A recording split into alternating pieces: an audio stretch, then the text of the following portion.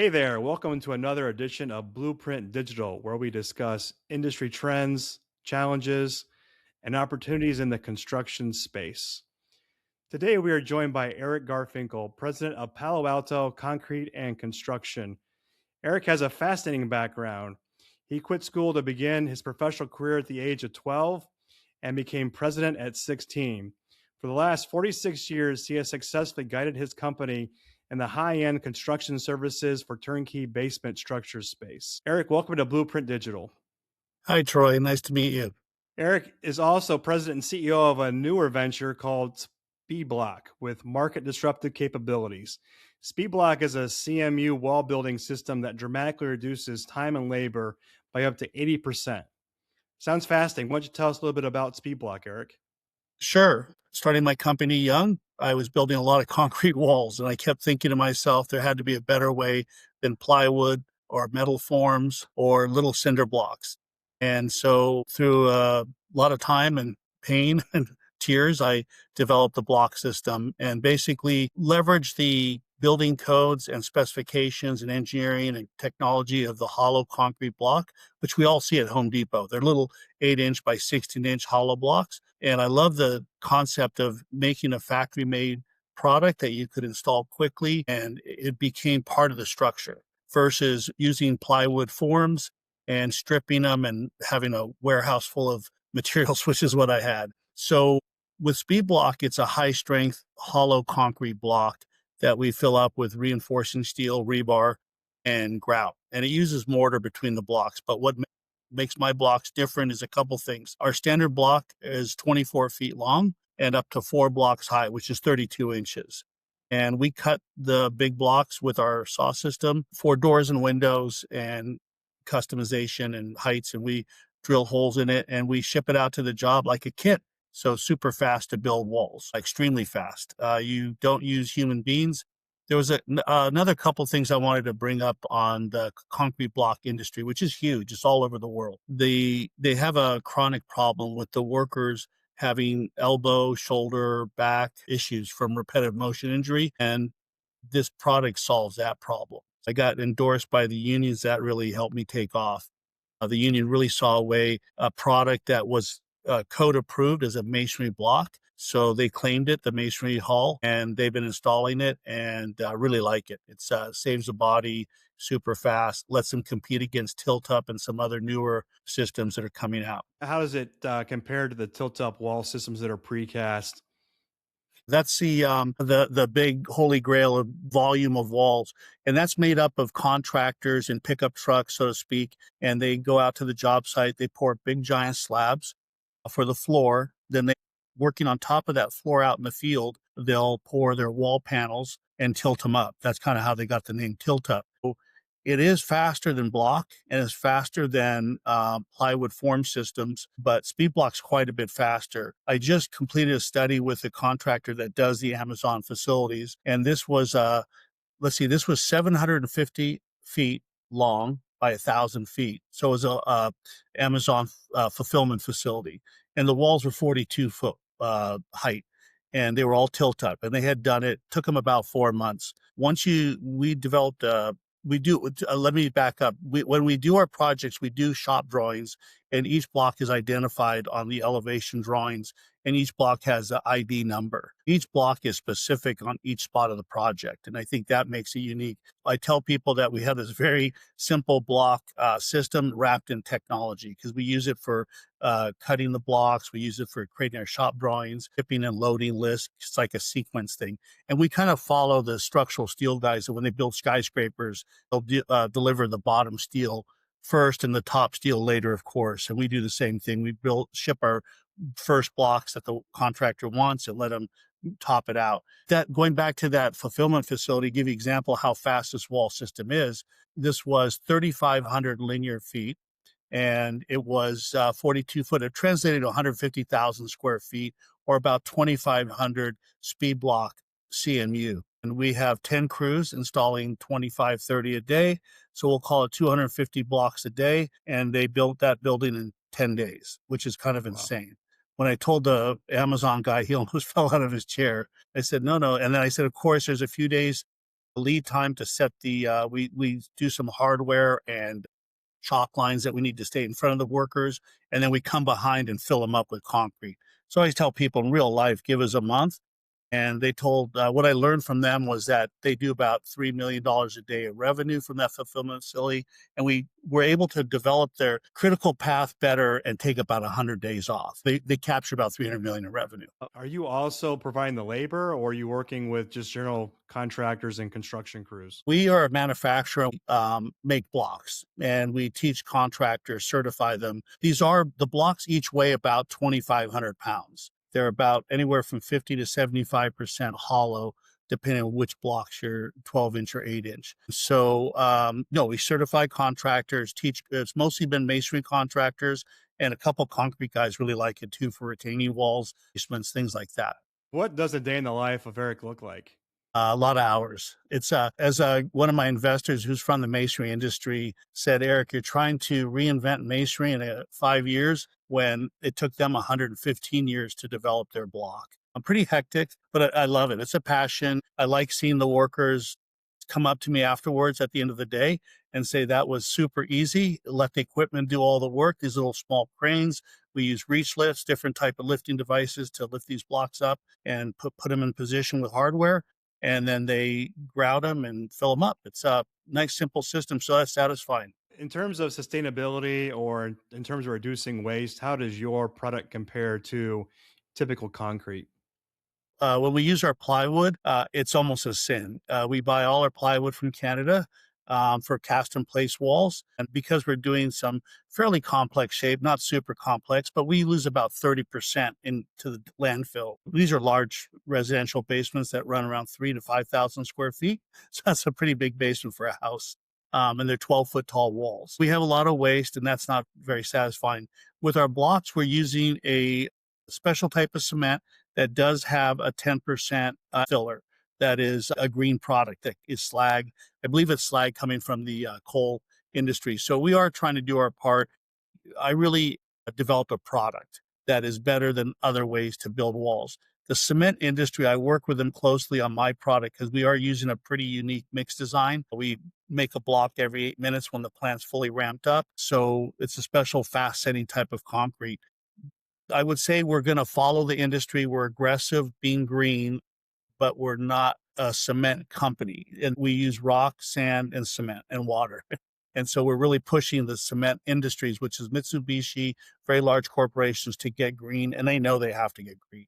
So we're confident that we can be early adopters and follow their lead. And the in-feed material is still a Portland concrete. This is all Portland cement. So just to clarify, cement is a powder made out of limestone, and then we use rock, sand, and cement powder and water, and that constitutes concrete. So we use Portland cement type 3, and that's a fast setting type of cement that we use in a factory. I invented the product. People loved it, but I was making them by hand, very handmade blocks, one at a time. I think I could only make 20 or 30 a day, but it was just a proof to show that I could put warehouses up and buildings and houses and stuff faster than regular concrete block and cast in place. That was about 5 years ago. My partner said, okay, we love the block. Now, how are you going to produce it, manufacture it? So I said, oh, give me a couple of years and I'll figure out. So I developed the machinery and got patents on the machine because it's a very unorthodox way because I tend to do everything a little differently. And so we have machinery, and then we have a full plant that's automated that allows us to make these blocks. The Federal Reserve has reduced the overnight borrowing rate by a full point throughout the year. Yeah. But there's still a lot of economic uncertainty. Job creation is stagnated. The unemployment rate is now 4.6%, which is the highest in 4 years. hmm Given the economic sluggishness, does the market look different from your lens? What's the Mm. cadence? Out here in California, the economy is doing really well because the AI movement. And I'm in Silicon Valley. So I have to be honest with you, all of California is doing pretty well. I talked to all the contractors up and down California. Silicon Valley is definitely strong. So in that sense, I'd have to say everything's going well. Every contractor I talk to is having labor issues, whether it's the right skill set or having enough workforce. So with my block system, I don't want to say I dumbed it down, but I did You don't need to spend 4 years learning how to lay block on an apprentice program to become a journeyman. I can take a good construction worker and teach them in a half a day how to do our block safely. So it's a very simple system to install and build. And I think that's what I've gotten a lot from contractors, that they don't have to have specialized workers. Like, for example, when you do tilt up, they make all these panels on top of the existing slabs. That requires a lot of finishers, and finishers are definitely out here for finishing concrete because they're always finishing slabs. Now they're finishing wall panels. I think in that sense, I help the workforce. Contractors like it for the speed, the simplicity, and the lack of skill needed to install and build walls. So I got a good feedback. So that must give you a pretty good competitive advantage in the marketplace, given the struggles with skilled labor. Yes, I think so. It's happening all over Europe and even Mexico. I work with guys over there, and we're trying to scale this globally. We want to become the new generation of concrete block. It's a good technology. It's just companies that make the cinder blocks have been doing this for 100 years. They got really good at spitting out many, many cinder blocks. It's a little product, and they spit them out with a method called dry casting, which is kind of like a dry mix, and they compact it, spit it out, and they'll spit out every 15 seconds. They'll spit out a bunch of them. With our system, we use large machines that are 24 feet long, and we pour the concrete in or fill the machines with a special mix. So it's wet cast. And what does that do for us? That means that we can wet cast up against any form liner and pattern. We all know what a block looks like. We've seen Costco's or Home Depot's or Lowe's stores all using cinder blocks, or schools, sound walls down freeways, all using cinder block for their buildings. That's a limited look. I think there's only 4 different block looks that are reasonable. They do some very fancy stuff, but basically 4 or 5 patterns, a couple colors. With our system, we're doing board form, makes it look very modern. We're doing modern look. We're doing stone look, all sorts of patterns and textures that architects come up, and that really gives them a lot of creativity. And I tell them it's an empty canvas. I developed a way where we 3D print our form liners and we put them in our machines, and they're able to cast any type of thing that they can fit on our block. What does the sales cycle for SpeedBlock look like? Long, horrible. When I meet a contractor, they always say, we're excited. We'll identify a building. It has to be early in the cycle, typically. So it can take about a year from when I meet someone to where we actually build the walls, because you've got to go through a permit process. California is absolutely horrendous how it takes to get a permit. And then once you get the permit, then you got to build to where they're ready for us. So I'd say it's about a year. We've been successfully finding projects that are ready to build, shovel ready, and we've been able to convert them from tilt up, cast in place, or concrete blocks, standard 816 block, to our blocks. It's pretty easy. The software that my engineers use to design their walls is the same software that they use for little blocks. However, one thing they pointed out was that our blocks are 4 times stronger. We are typically testing out over 8,000 PSI. A regular cinder block is 1,500, 2,000 PSI. So this allows the engineers to do a lot of walls and heights and applications that they couldn't do with a regular cinder block because of the lack of strength. So that's been another benefit for the engineers. So I try to check all the boxes. I feel like I've got the architects getting to be creative. I've got the engineers super happy because they've got this strong product that allows them to do quite a bit. And then the contractors are succeeding with a better workforce application. And then the developers, owners are capturing earlier revenues.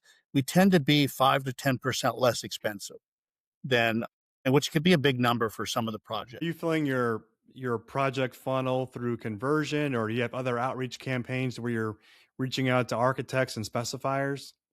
I'm in that transition. So we were initially reaching out to strategic partners. We've done about 1 million square feet of this wall in the last couple of years, and now we're starting to scale up. It's really been a challenge to get the plant working properly, efficiently, getting the whole process of creating shop drawings, shipping the blocks out, and getting them out. So now we are starting to do marketing and scale up to architects and owners. It's funny you bring that up because I'm a builder. And so I focused the speed and the efficiency to build. And I was getting lots of great builders loved it. I had really good response. But I met an architect and I said, I can do any pattern. He ran with it and ended up with this beautiful sandblast board form, looks gorgeous. And ever since then, I've been showing that to architects and it's just been opening a lot of doors. So I feel like I didn't really appreciate the roles that the architects play on the projects. They really try to do the best they can with the budgets they're given to make that building look the best they can. That's a new avenue for me that I'm starting to work with architects, which is not really my wheelhouse, but I'm having fun with that. Good. Are you seeing any other innovation in the space you're playing in today?